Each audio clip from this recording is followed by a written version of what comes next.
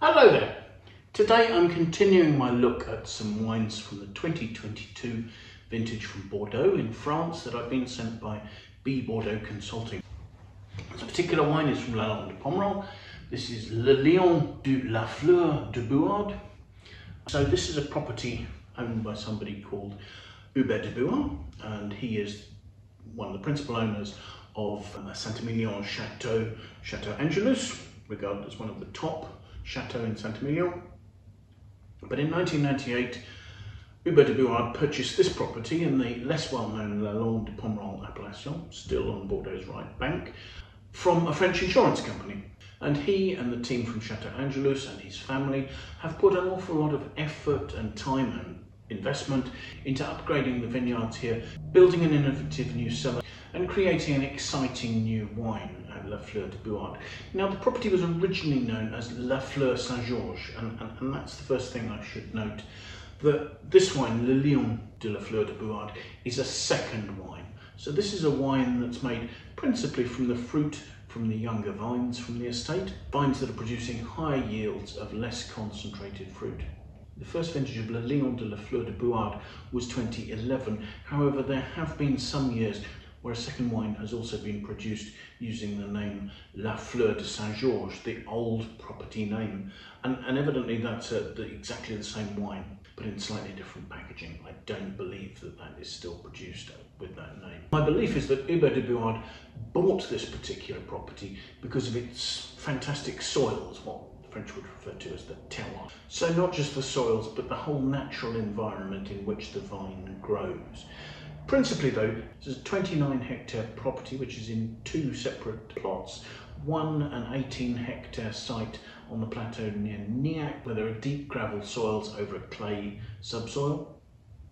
And then the remaining 11 hectares are on a continuation of the Pomerol plateau near Pomerol, I believe, where again there's deep gravel, but within that gravel there's somewhere between 10 and 20% of clays. So this is giving, for the right bank, soils that are really quite free draining, warm up fairly quickly, but still maintain quite good water reserves for years when it might be drier. Part of the work that the de Boüard family have done since purchasing this property in 1998 is to replant a large proportion of the vineyards. There are still vines that are 50 years old in these vineyards. However, there's been quite a large amount of replanting done.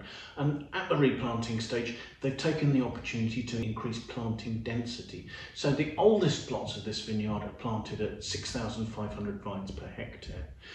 The first set of replanting was done at 8,500 vines per hectare, so quite an increase. But currently any replanting is going on at 9,300 vines per hectare, so really quite an increase in vine density on this estate. The launch of Lalande de la Fleur de Bouard coincided with the opening of their new winery in 2011, so I do wonder whether the new winery enabled them to better separate the lots to make this wine. The wine is made pretty much in the same way as the wines of La Fleur de Bouard, with a 3 to 5 day cold soak at between 5 and 8 degrees Celsius once the fruit's been crushed, so that the skins are steeping in the juice rather than in a fermenting liquid that includes alcohol, which would be an extractant. So what this means is it's a time for the gentle extraction of perfumes and colour without the presence of alcohol. Fermentation went on predominantly in small stainless steel tanks. The tanks here are an inverted conical shape and they actually hang above the floor of the winery, allowing the winemaking process to be done entirely with gravity.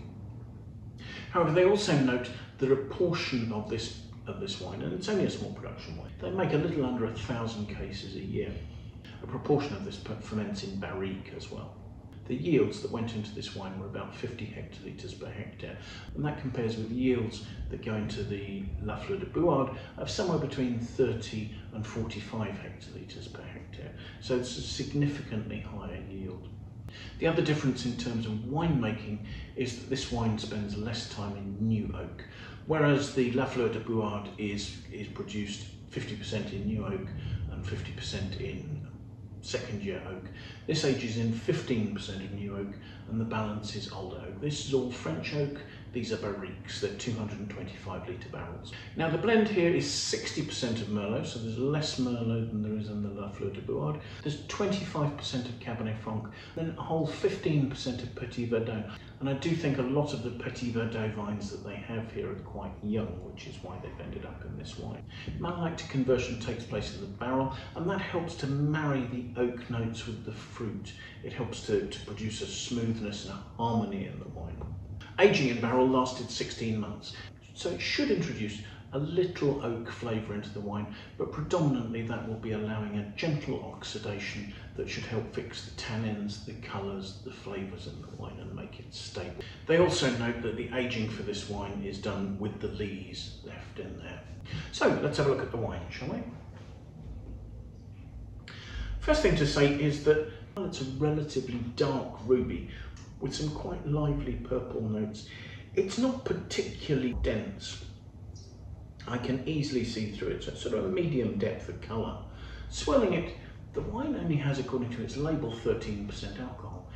It is starting to form some tears there, so that will be the tannins giving the wine a bit of body, but they're not particularly heavy or particularly noticeable. So let's see what we make of the aromas, shall we?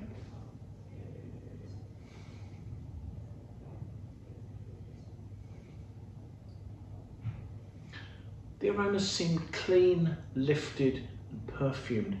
There's an elegant, fresh, red plum fruit there with slightly leafy notes, maybe some slightly earthy notes coming on behind that as well, but there isn't an obvious oak or anything like that. So let's have a taste.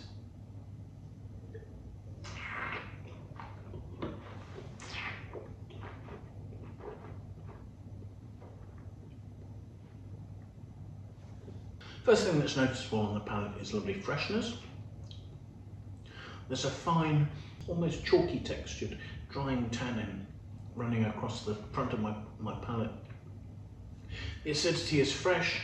The lively red fruit that I saw on the nose is coming through as this sort of lovely fresh red plum note that even the fairly drying tannins aren't managing to overpower. The liveliness of the acidity is keeping that bright and vibrant. It's a fairly straightforward flavour. There may be some notes of vanilla, but I'm having to search for the oak here. It's not particularly standing out as being cedary.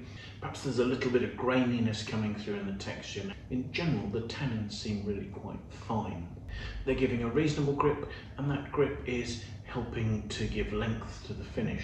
The alcohol is well in balance, the sort of the freshness, the juicy fruit, the alcohol doesn't stand out above that. The wine is straightforward and simple in terms of its fruit.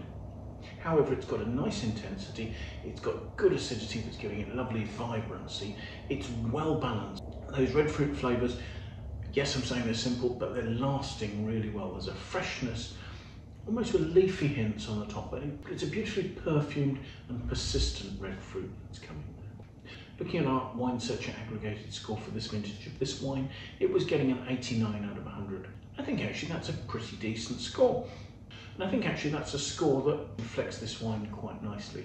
It's not hugely complex, but it has a freshness, a persistence and a harmony that labels it as a relative quality wine.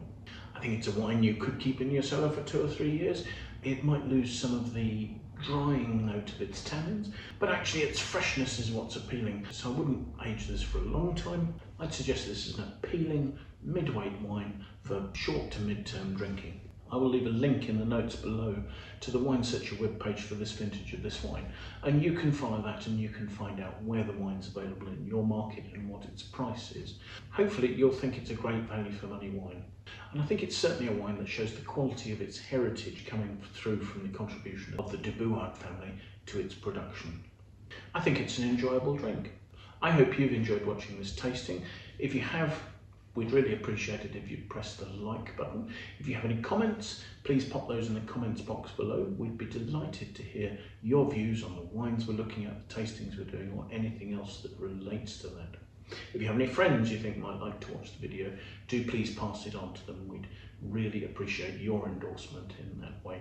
I still have a couple of the 2022 Bordeaux to taste, so do please join us to watch the videos of the tastings of those over the next few days. Until then, thanks for watching. Bye for now.